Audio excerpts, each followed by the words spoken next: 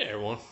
All right, so we left off finishing a review of DMAIC and the various elements in there, the different tools to utilize for each of the phases in DMAIC.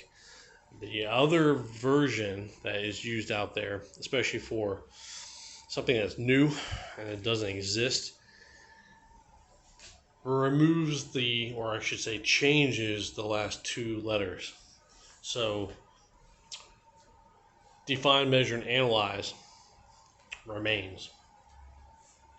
But instead of improve and control, it is design and verify. So designing simply means that you are trying to design a system or a product to meet your customer client's requirements. And then you are verifying through a sample that it works in real time, real life. So some tools that you could use for the design phase can get kind of complicated from a quality standpoint.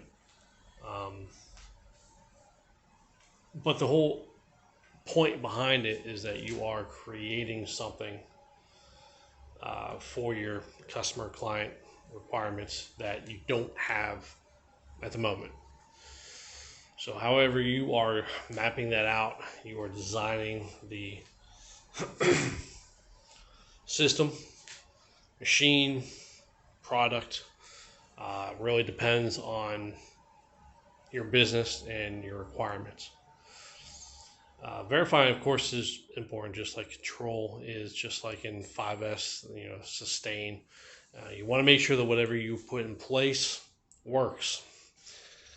You don't want issues down the line. The point of Six Sigma is to ensure that you are trying to remove those deficiencies and variances and errors, so that that verification stage is important to ensure that that test is meeting your parameters, which is one of the tools you could use from a quality standpoint in your design is,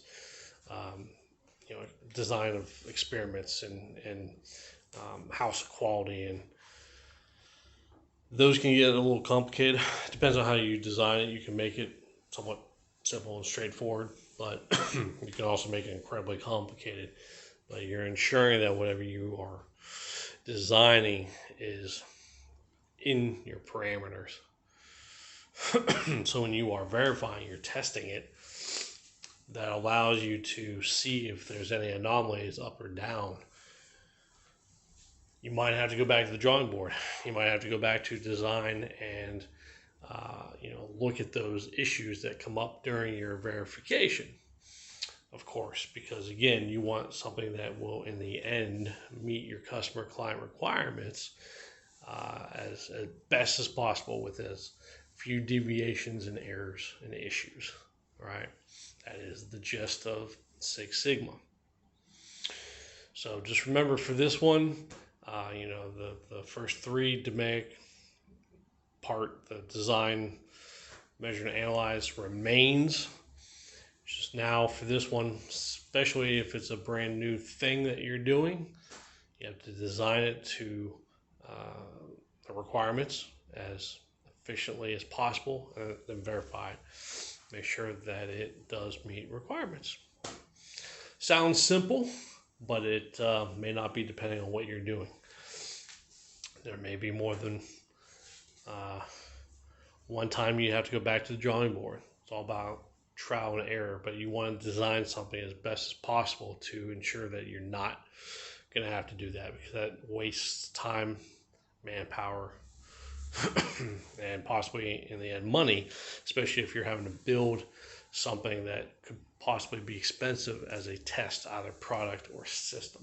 So that design phase is important to map out exactly what you need, so you're not having to go back and forth and to fix things. All right.